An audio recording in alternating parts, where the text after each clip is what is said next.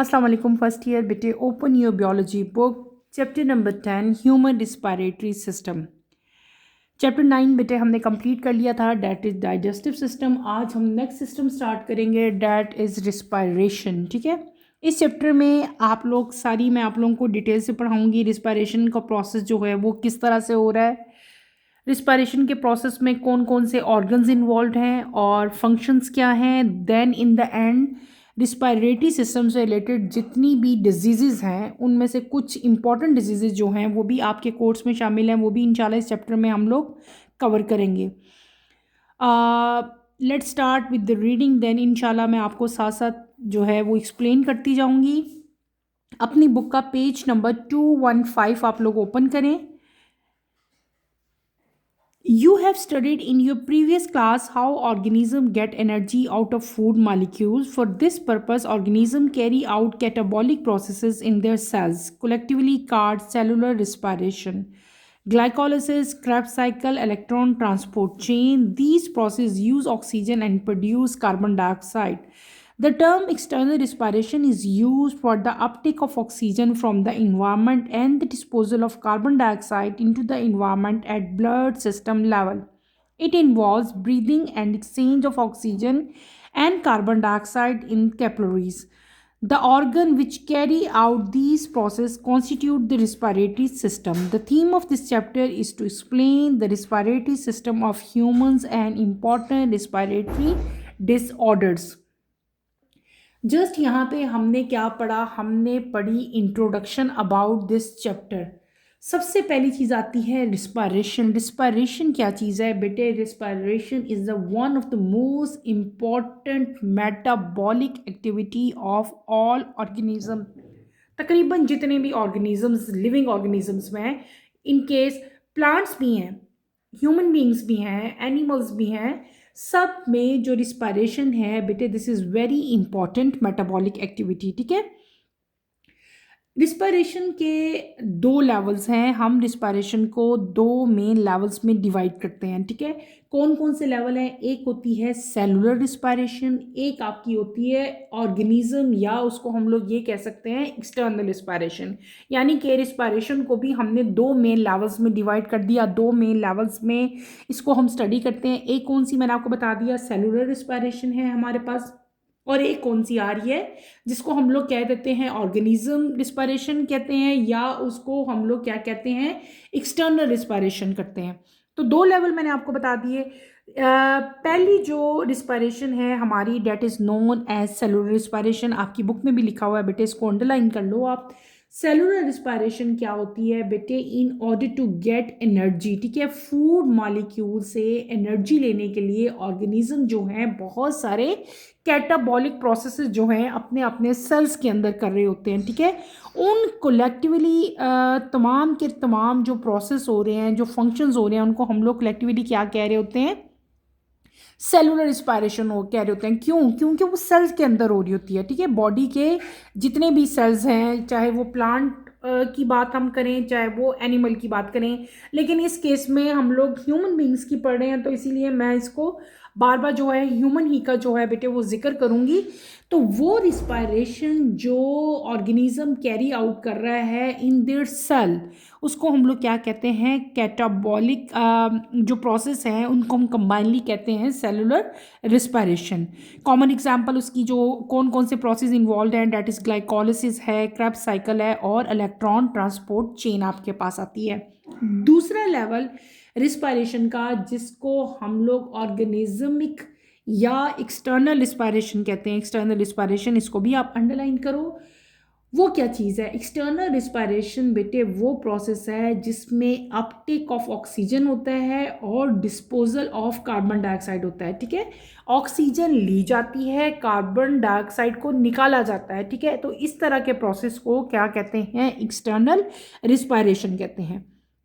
External respiration में दो main चीज़ें होती हैं। क्या है इसमें प्रोसेस जो इन्वॉल्व है? That is known as breathing. क्या चीज़ है? ब्रीदिंग है। ब्रीदिंग में दो मेन यहाँ पे पॉइंट्स आएंगे। एक होगा एक्सचेंज ऑफ ऑक्सीजन और दूसरा क्या होगा? कार्बन डाइऑक्साइड का एक्सचेंज। ऑक्सीजन जो है वो इन्वायरमेंट से ऑर्गेनिजम्स के अंदर जा रही है और कार्बन डाइऑक्साइड जो है वो ऑर्गेनिज्म से टूवर्ड इन्वायरमेंट जा रही है, यानी कि एक्सचेंज ऑफ गैसेज आ रहा है। और इस पूरे प्रोसेस को, जो एक्सचेंज ऑफ गैसेज होता है, इसको हम लोग क्या कह रहे होते हैं, ब्रीदिंग कह रहे होते हैं। ठीक है, क्लियर हो गया। अब आपको समझ आ गई कि रिस्पायरेशन क्या चीज़ है। रिस्पायरेशन जो है मोस्ट इंपॉर्टेंट मेटाबॉलिक एक्टिविटी है ऑफ ऑल ऑर्गेनिजम्स। फिर रिस्पायरेशन को हमने दो मेन लेवल्स में डिवाइड किया। एक आपकी आ गई सेलुलर रिस्पायरेशन और एक आपकी कौन सी आ गई, external respiration. In short, cellular respiration में मैंने आपको क्या बताया था कि वो रिस्पायरेशन जो विद इन द सेल हो रही है, ठीक है। और दूसरी रिस्पायरेशन आपकी क्या होती है, एक्सटर्नल रिस्पायरेशन, जिसमें एक्सचेंज ऑफ गैसेज यानी कि ऑक्सीजन और कार्बन डाइऑक्साइड का एक्सचेंज होता है। एक का इन आना होना, अंदर जाना, और एक का क्या है, आउट होना, एक्सपेल होना। ठीक है, ये हमने क्या पढ़ लिया, रिस्पायरेशन पढ़ ली। ठीक है, और रिस्पायरेशन के पूरे प्रोसेस में बेटे बहुत सारे जो हैं वो ऑर्गन इन्वॉल्व होते हैं। ठीक है, वो सारे organ one by one detail से इंशाल्लाह हम इस चैप्टर में जो है वो कंप्लीट करेंगे। सबसे पहला टॉपिक जो हमारा इस चैप्टर का, बेटे यहाँ पे एक इंपॉर्टेंट इन्फॉर्मेशन लिखी हुई है, उसको भी ज़रा एक दफ़ा हम पढ़ लेते हैं। Recalling, our cells obtain oxygen from the blood. The blood obtain this oxygen from air present in our lungs. Oxygen diffuses across the wet membrane of the lungs, which are filled with air in the process of breathing. हमारी body के cell जो हैं वो oxygen लेते हैं कहाँ से, blood से लेते हैं। ब्लड ये ऑक्सीजन लेता है कहाँ से, लंग्स से। लंग्स के अंदर जो एयर है वहाँ पे ऑक्सीजन जो है ये प्रेजेंट होती है। वहाँ से ये ऑक्सीजन डिफ्यूज़ होगी कहाँ में, लंग की मेम्ब्रेन में। और फिर आगे फर्दर जो है वहाँ से ये सारी ऑक्सीजन जो है बेटे ब्रीदिंग के प्रोसेस के ज़रिए जो है ये सारी की सारी डिफरेंट जगहों पे जो है वो डिस्ट्रीब्यूट होगी। क्लियर। सबसे पहला जो यहाँ पे इस टॉपिक में, इस चैप्टर में जो टॉपिक हम लोगों ने स्टडी करना है, that is respiratory system of man. ठीक है, let's start with the reading. It consist of the organ that carry out external respiration, uptake of oxygen and disposal of carbon dioxide at the body system level. The main organ of respiratory system are the lungs, which provide suitable respiratory surface for this gaseous exchange. हमने क्या पढ़ा, हम पढ़ने लगे हैं अभी जो topic मैं आपको पढ़ाऊंगी बेटे detail, that is respiratory system of man. Respiratory system of man में वो तमाम के तमाम ऑर्गन्स प्रेजेंट हैं जो कि अपटेक ऑफ ऑक्सीजन करेंगे। यानी कि यहाँ पे इस पूरे सिस्टम में जनरली होता क्या है कि यहाँ पे एक्सचेंज ऑफ गैसेस होंगी। ऑक्सीजन जो है वो हमारी बॉडी के अंदर जाएगी फ्रॉम इन्वायरमेंट से हम लेंगे, और कार्बन डाइऑक्साइड जो है वो हमारी बॉडी से एक्सपेल हो जाएगी, रिलीज हो जाएगी। ठीक है, और इस पूरे सिस्टम में जो रिस्पायरेटरी सिस्टम है यहाँ पे बहुत ज़्यादा ऑर्गन इन्वॉल्व हैं, और जो मेन ऑर्गन रिस्पायरेटरी सिस्टम का ह्यूमन बीइंग में इन्वॉल्व है डैट इज़ लंग्स। ठीक है, लंग्स जो है वो सूटेबल सरफेस जो है वो प्रोवाइड करते हैं for the process of respiration. Next page पे आ जाओ, पेज नंबर 216 पे आओ। सबसे पहला टॉपिक यहाँ पे जो आपको नज़र आएगा that is properties of the respiratory surface. ठीक है, respiratory surface mean the area where actual gas exchange occur between the environment and the blood. The gaseous exchange occur through diffusion in humans and other vertebrates which breathe in air. Oxygen from the air diffuses into the blood and carbon dioxide diffuses from the blood to air. The following properties enable respiratory surface for effective diffusion of gases across them. Number 1, it is moist and permeable so that gases may pass through it. It is thin so that gases have to travel minimum distance. It has blood supply so that gases can diffuse in and out of blood. It has structural support so it remains open and does not collapse.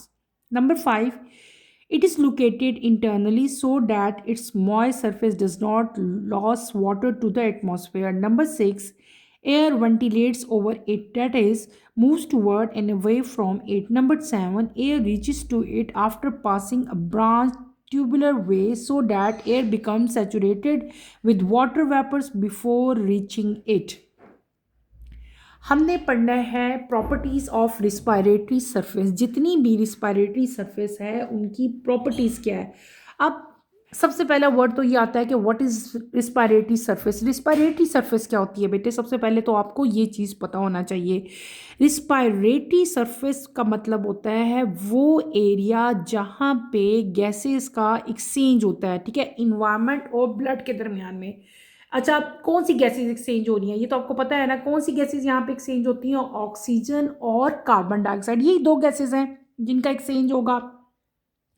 तो respiratory surface वो area है जहाँ पे इन gases का exchange होता है, ठीक है।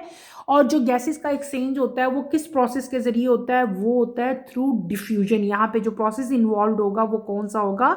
डिफ्यूजन होगा ह्यूमन बींग्स में, यानी कि इंसानों में, और जो दूसरे वर्टिब्रेट्स हैं उन सब में क्या होता है कि ब्रीदिंग का प्रोसेस होता है।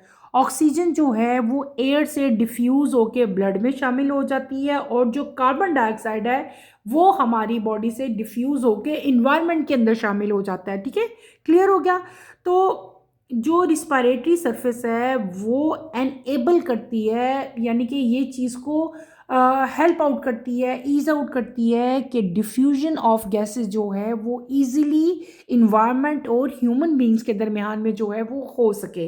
इन शॉर्ट बेटे हमने क्या पढ़ लिया यहाँ पे? आपने जो चीज़ याद करनी है, that is definition of respiratory surface. इसको आप अंडरलाइन करो, आपकी बुक में लिखा हुआ है। रिस्पायरेटरी सरफेस क्या है? ये वो एरिया है जहाँ पे एक्चुअल एक्सचेंज ऑफ गैसेज जो हैं वो between environment and human being जो है होती हैं, ठीक है। और दूसरा एमसीक्यू भी आ सकता है, क्वेश्चन भी आ सकता है। आपको पता होना चाहिए कि जो गैसेस का एक्सचेंज है वो किस प्रोसेस के थ्रू होता है? वो होता है थ्रू डिफ्यूजन, ठीक है। दो तरह की डिफ्यूजन होगी। एक डिफ्यूजन होगी इन्वायरमेंट से ब्लड में, यानी कि ऑक्सीजन जो है वो इन्वायरमेंट से ब्लड में शामिल होती है। दूसरा डिफ्यूजन क्या होगी कि कार्बन डाइऑक्साइड जो है वो इन्वायरमेंट में जा रही है डिफ्यूजन के जरिए, ठीक है। अच्छा, अब कुछ प्रॉपर्टीज़ हैं जो रिस्पायरेटरी पूरी सरफेस है जिसके ज़रिए गैसेस का एक्सचेंज होना है, उसकी कुछ प्रॉपर्टीज़ हैं। वन बाय वन मैं आपको सारी की सारी बताऊंगी। सबसे पहली प्रॉपर्टी क्या है? मॉइस्ट होना। क्या होना? मॉइस्ट होना। मॉइस्ट का मतलब क्या होता है कि कोई भी चीज़, देखो दो चीज़ें हैं। एक चीज़ होती है कि किसी भी चीज़ का बहुत ज़्यादा ड्राई हो जाना या खुश्क हो जाना। एक होता है किसी चीज़ का बिल्कुल वेट हो जाना, गीला हो जाना। और एक है इन बिटवीन, ना तो बहुत ड्राई हो ना बहुत वेट हो, तो उसको हम लोग क्या कहते हैं? मॉइस्ट कहते हैं। क्या कहते हैं? मॉइस्ट कहते हैं। Is that clear? मॉइस्ट क्या चीज़, अब आपको समझ आ गई होगी ना कि हमारी जो इंटरनल सारा रिस्पिरेटरी सिस्टम है, पूरी सरफेस एरिया है, जितना भी जो रिस्पिरेटरी सरफेस है बेटे, वो क्या होती है? वो मॉइस्ट होती है। वो ड्राई नहीं होती या वो वेट नहीं होती कि उसके अंदर जो है बहुत ज़्यादा पानी हो, ऐसा नहीं होता। ना ही वो बहुत ज़्यादा ड्राई होती है, बल्कि वो सरफेस क्या होनी चाहिए? वो सरफेस मॉइस्ट होना चाहिए और परमिएबल होना चाहिए, यानी कि वहाँ से गैसेज जो हैं वो गुजर सकें, ठीक है, वहाँ से निकल भी सकें और वहाँ से इन भी हो सकें, आ भी सकें। तो पहली प्रॉपर्टी रिस्पायरेटरी सरफेस की क्या होनी चाहिए कि रिस्पायरेटरी सरफेस को मॉइस्ट होना चाहिए और परमिएबल होना चाहिए। परमिएबल का मतलब क्या होता है कि वो इस काबिल सरफेस हो कि वहाँ से गैसेस का एक्सचेंज ईजिली हो सके, गैसेस वहाँ से निकल भी सकें और गैसेस अंदर भी आ सकें। दूसरी प्रॉपर्टी हम देखेंगे तो वो क्या थी? दूसरी प्रॉपर्टी ये है कि जो रिस्पायरेटरी सरफेस है हमारी वो क्या होनी चाहिए? थिन होनी चाहिए, बारीक होनी चाहिए, पतली होनी चाहिए, ताकि गैसेस को कम से कम जो है मिनिमम डिस्टेंस लगे ट्रैवल करने के लिए, ठीक है। दूसरी प्रॉपर्टी क्या होगी कि respiratory surface must be thin. वो थिन होंगी तो गैसेस को मिनिमम डिस्टेंस जो है वो लगेगा ट्रैवल करने के लिए। तीसरी प्रॉपर्टी यहाँ पे हम क्या देखेंगे कि जो सरफेस एरिया है, रिस्पायरेटरी सरफेस एरिया, वहाँ पे ब्लड की बेटे सप्लाई हो, ठीक है। आपको पता है कि जो ऑक्सीजन है, जब हमारे लंग्स में ऑक्सीजन जाती है, हम आगे इंशाल्लाह डिटेल से ही पूरा टॉपिक पढ़ना है, हमने पूरा प्रोसेस पढ़ना है। तो जो ऑक्सीजन है वो पूरी बॉडी में ब्लड के ज़रिए डिस्ट्रीब्यूट हो रही होती है, ठीक है। तो ब्लड की सप्लाई होना जो है वो बहुत ज़्यादा ज़रूरी है, नेसेसरी है। जो गैसेस का डिफ्यूज़ है होना है, यानी कि ऑक्सीजन का ब्लड के अंदर शामिल होना, कार्बन डाइऑक्साइड का बॉडी से एक्सपेल होना, ये दोनों के दोनों जो हैं ये ब्लड ही के ज़रिए होंगे, ठीक है। तो ब्लड का रिच सप्लाई होना जो है वो बहुत ज़्यादा ज़रूरी है। चौथा यहाँ पे प्रॉपर्टी क्या है कि जो रिस्पायरेटरी एरिया है उसके लिए हमें स्ट्रक्चरल सपोर्ट चाहिए होती है, कि वो ताकि वो ओपन रह सके और वो कोलैप्स ना हो। कोलैप्स का मतलब है कि वो टकराए मत और डैमेज ना हो जाए। पांचवी प्रॉपर्टी यहाँ पे क्या है कि ये जो रिस्पायरेटरी सरफेस है ये इंटरनली जो है ये लोकेट होनी चाहिए, यानी कि बॉडी के अंदर है। एक्सटर्नली आपको ये सरफेस नज़र नहीं आएगी। हमारे लंग्स जितना उनसे रिलेटेड जितने भी आगे आप पढ़ोगे, हमने ब्रोंकस है, एल्वोलाई हैं, लंग्स है, ये सारा का सारा हमारी बॉडी के अंदर ये चीज़ें सारी की सारी प्रेजेंट हैं। जितने भी रिस्पायरेटरी एरिया है, सरफेस एरिया, ये सारा भी इंटरनली जो है बेटे ये प्रेजेंट होगा। अगर ये इंटरनली होगा तो यहाँ से सरफेस जो है वो क्या रहेगी, मॉइस्ट रहेगी और वाटर का लॉस जो है वो नहीं होगा। सिक्स प्रॉपर्टी क्या है कि यहाँ पे एयर की जो है वो वेंटिलेशन होनी चाहिए, यानी कि एयर जो है वो मूव इन भी होगी और एयर जो है वो मूव आउट भी होगी। वो कैसे, गैसेस का एक्सचेंज होगा ना, ऑक्सीजन अंदर जाएगी, कार्बन डाइऑक्साइड जो है वो बाहर निकल जाएगी। तो एयर की वेंटिलेशन यहाँ पे जो रिस्पायरेटरी सरफेस है वहाँ पे होनी चाहिए। लास्ट प्रॉपर्टी क्या है कि एयर जो है जब वो हमारी बॉडी के अंदर चल जाती है तो वो पूरा एक ब्रांच ट्यूबुलर वे है, एक पूरा रास्ता है, ऊपर से आएगी, सारा मैं डिटेल से आपको पढ़ाऊंगी। तो उसके बाद वो हमारे लंग्स में जाएगी, लंग्स में जाके डिफरेंट उसके आगे हमने ब्रोंकस पढ़ने हैं, ब्रोंकाई पढ़ने हैं, एल्वोलाई पढ़ने हैं, यानी कि उसका पूरा एक ब्रांच ट्यूबुलर वे है। उसके ज़रिए जो है ये सारी की सारी जो है ये सैचुरेटेड होगी विद वाटर वेपर्स, और इस तरह से ये पूरा का पूरा प्रोसेस जो है ये कंटिन्यू रहेगा। तो इस टॉपिक में जो हमने टॉपिक पढ़ा है रिस्पायरेटरी सरफेस, बेटे यहाँ पे मेन मेन पॉइंट्स क्या आपने याद रखने हैं। आपने सबसे पहले यहाँ पे याद करना है रिस्पायरेटरी सरफेस की डेफिनेशन। दूसरी चीज़ आपने याद यहाँ पे क्या रखनी है कि गैसियस एक्सचेंज जो ह्यूमन बीइंग में होती है वो किस प्रोसेस के ज़रिए होती है, वो होती है डिफ्यूजन के ज़रिए। तीसरी चीज़ यहाँ पे हमने क्या पढ़ी, हमने पढ़ी प्रॉपर्टीज़, किसकी properties, surface area, respiratory surface area की प्रॉपर्टीज़ जो हैं टोटल 7 इन नंबर हैं, वो सारी की सारी आपने अच्छी तरह से लर्न करनी है। क्लियर हो गया। यहाँ पे ये देखो गौर से, तो ये आपको एक रिस्पायरेटरी सरफेस एरिया की जो है वो डायग्राम यहाँ पे बनी हुई है। ये देखें यहाँ पे ये जो ब्लू कलर की है ये मॉइस्ट है, ये क्या है आपको दिखाया कि ये सरफेस जो है ये क्या रहती है, मॉइस्ट रहती है। दूसरी चीज़ जो ये जो शेप्स बनी हुई है ये क्या है कि ये थिन है, यानी कि वन सेल है, यहाँ पे टू सेल या 3 सेल नहीं है, बल्कि ये क्या है बहुत ज़्यादा थिन होती है, ताकि यहाँ पे जो गैसेज हैं उनको मिनिमम डिस्टेंस जो है वो लगे ट्रैवल करने के लिए। नीचे देखो तो यहाँ पे रिच ब्लड सप्लाई दी जाती है, क्योंकि ब्लड ही के ज़रिए जो है वो कार्बन डाइऑक्साइड और ऑक्सीजन की डिफ्यूजन होती है, ठीक है। और इस पूरे प्रोसेस में क्या है कि air move in and out, air जो है वो वेंटिलेट करेगी, move toward and away from, यानी कि ये इन भी आ रही है और आउट भी हो रही है। तो इस डायग्राम में तमाम की तमाम जो रिस्पायरेटरी सरफेस एरिया की जो प्रॉपर्टीज़ थी बेटे वो सारी इस डायग्राम में आपको दिखाई गई हैं। नेक्स्ट टॉपिक जो बेटे आज हम पढ़ेंगे that is known as components of human respiratory system. Human being के रिस्पायरेटरी सिस्टम के मेन मेन कंपोनेंट्स कौन कौन से हैं वो सारे इंशाल्लाह अभी हम स्टडी करेंगे। Let's start with the reading. Components of human respiratory system, the organ of the respiratory system from a continuous system of passages called the respiratory tract, through which air flows into and out of the body. The respiratory tract has two major divisions, the upper respiratory tract and the lower respiratory tract. Upper respiratory tract, it consists of nasal cavity, pharynx, and larynx. These organs are involved in the movement of air into and out of the body. They also clean, humidify, and warm the incoming air. No gas exchange occur in these organs. Number one, nasal cavity. The external opening of nose, called nostril, lead to the nasal cavity. It is a large air-filled space between the nose and partitioned by a nasal septum, a part of the nasal bone. As inhaled air flow through the nasal cavity, it is warmed and humidified by blood vessels present very close to its surface. Hairs in the nose and mucus produced by mucous membrane trap larger foreign particles in the air before they go deeper into the respiratory tract. In addition to its respiratory function, the nasal cavity also contains chemoreceptors needed for sense of smell and contribution to the sense of taste. हमने क्या पढ़ा अभी बेटे, मैंने आपको बताया कि components of human respiratory system.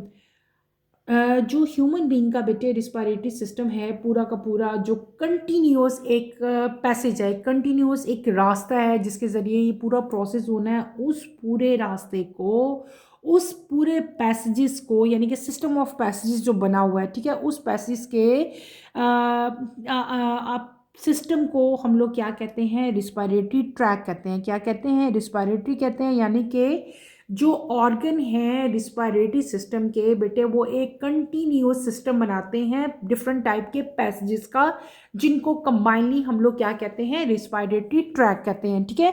और यही वो ट्रैक है, यही वो पैसेज है जिसके ज़रिए एयर का फ्लो होगा इनटू भी और आउट भी, यानी कि एयर जो है वो इन भी आएगी और वहाँ से एक्सपेल भी हो जाएगी, यानी कि निकल भी जाएगी।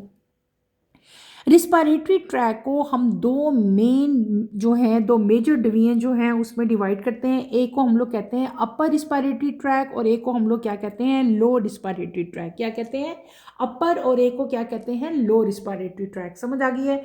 जो अपर रिस्पायरेटरी ट्रैक है बेटे, उसको फर्दर हमने तीन मेन जो ऑर्गन्स हैं उनमें डिवाइड किया है। तीन मेन ऑर्गन्स में, उसमें कौन कौन से शामिल हैं, नोस्ट्रिल्स, फेरिंग्स और लेरिंग्स, ठीक है। नोस्ट्रिल, फेरिंग्स एंड लेरिंग्स, ये ऑर्गन जो हैं ये इन्वॉल्व होते हैं मूवमेंट ऑफ एयर में। किस में इन्वॉल्व हैं ये तीनों organs, these organs are involve in the movement of air. ये एयर की मूवमेंट में तीनों इन्वॉल्व होते हैं। वो एयर जो इनटू भी आ रही है बॉडी के और आउट ऑफ द बॉडी भी जा रही है, ठीक है।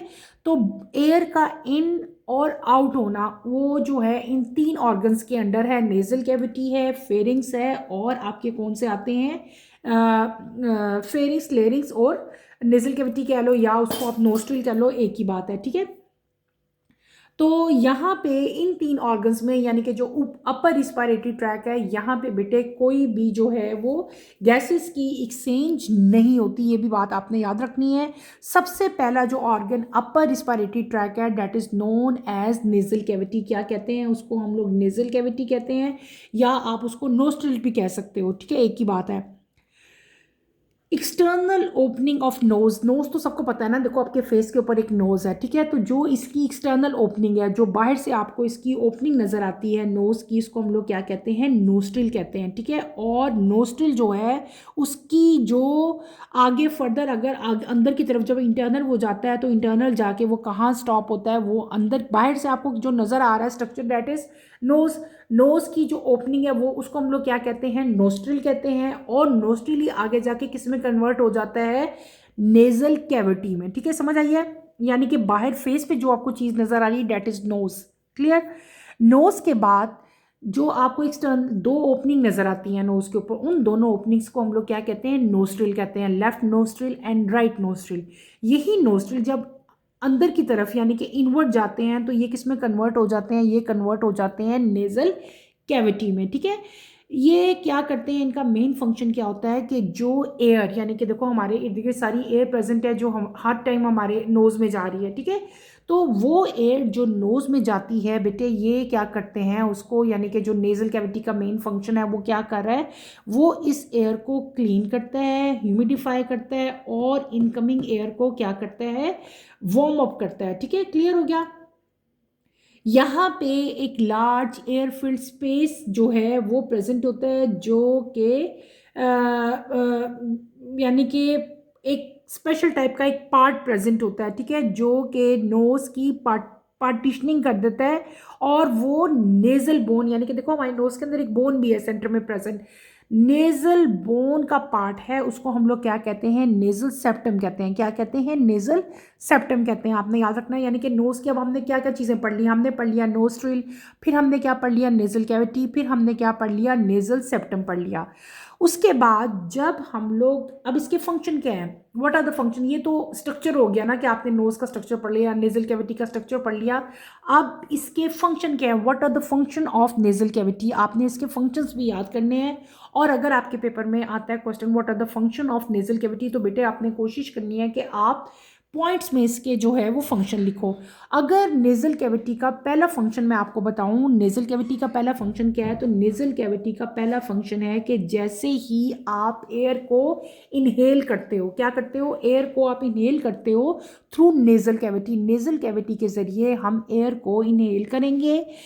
एयर जब आप इनहेल करोगे, एयर आपके नोस्ट्रिल से अंदर गई, कहाँ गई, नेज़ल कैविटी में गई। जब एयर नेज़ल कैविटी में जाती है तो वहाँ जाके एयर क्या होती है, वार्म हो जाती है। अगर बाहर की एयर जो है वो ठंडी है तो वो जब नेज़ल कैविटी में जाएगी तो सबसे पहले उसने क्या होना है, वार्म होना है। उसके बाद उसने क्या हो जाना है, ह्यूमिडिफाई हो जाना है, यानी कि मॉइस्ट हो जाना है, उसके अंदर ह्यूमिडिटी आ जाएगी। और ह्यूमिडिटी कैसे आएगी, हमारी नेज़ल कैविटी में ब्लड वेजल्स प्रेजेंट होती हैं, ठीक है। और ये ब्लड वेजल जो हैं, ये जो सरफेस है नेज़ल कैविटी की बेटे उसके बहुत ज़्यादा क्लोज होती हैं। और इन्हीं की क्लोजनेस की वजह से क्या होता है कि जो एयर आपके नेज़ल कैविटी में जाती है वो क्या हो जाती है, ह्यूमिडिफाइड हो जाती है। क्लियर हो गया, ये हमने क्या पढ़ लिया, पहला फंक्शन पढ़ लिया किसका, नेज़ल कैविटी का।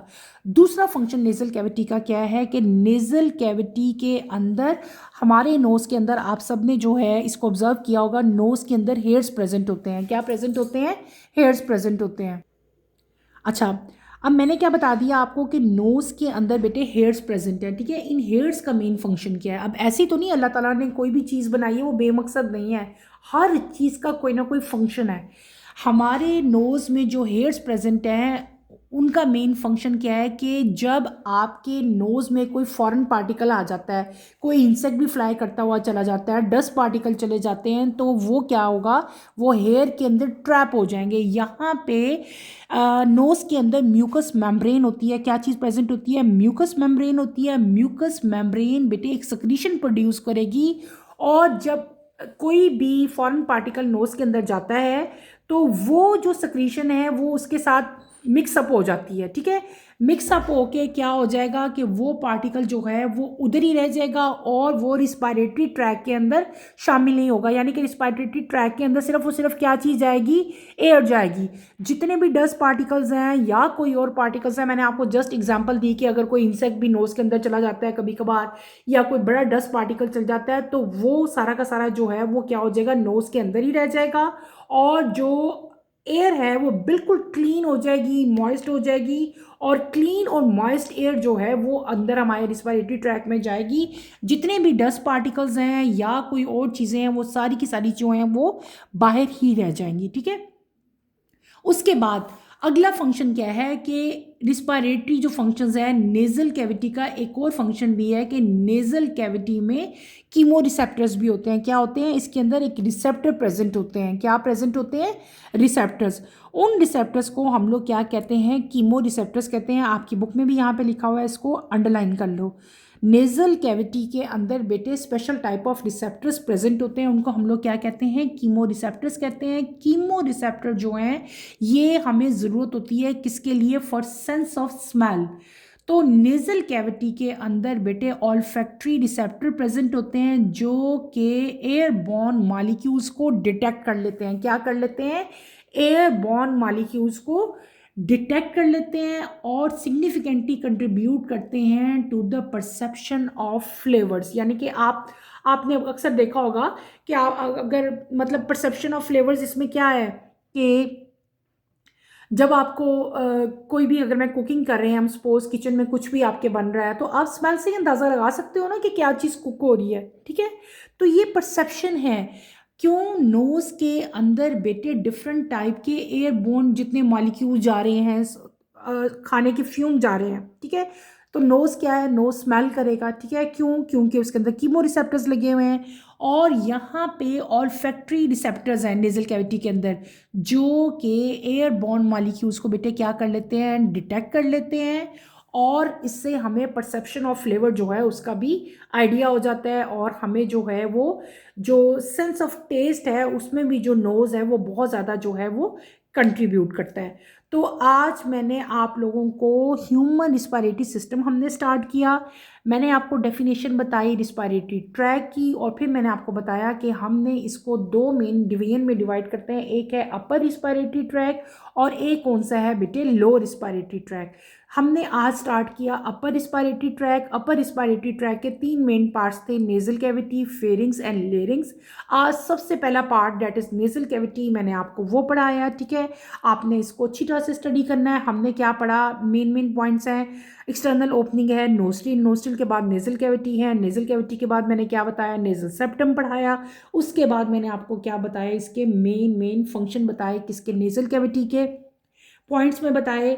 पहला फंक्शन क्या बताया कि एयर जो है वो वार्म होती है, ह्यूमिडिफाइड होती है, किसके ज़रिए, क्योंकि उसके अंदर ब्लड वेजल्स जो हैं वो बहुत ज़्यादा प्रेजेंट होती है। दूसरा मेन फंक्शन मैंने क्या बताया था कि नेजल कैविटी के अंदर हेयर्स प्रेजेंट होते हैं, उनका फंक्शन बताया। और तीसरा मैंने आपको क्या बताया कि इसके अंदर रिसेप्टर प्रेजेंट होते हैं that are known as chemoreceptor. और कीमो रिसेप्टर में क्या चीज़ प्रेजेंट होती है, ऑल्फैक्टरी रिसेप्टर प्रेजेंट होते हैं जो कि डिटेक्ट कर लेते हैं एयरबॉर्न मालिक्यूल्स को।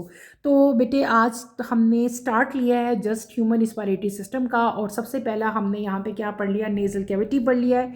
इसको आपने अच्छी तरह से स्टडी करना है। इसमें कोई प्रॉब्लम, कोई कन्फ्यूजन होती है तो feel free to ask any question.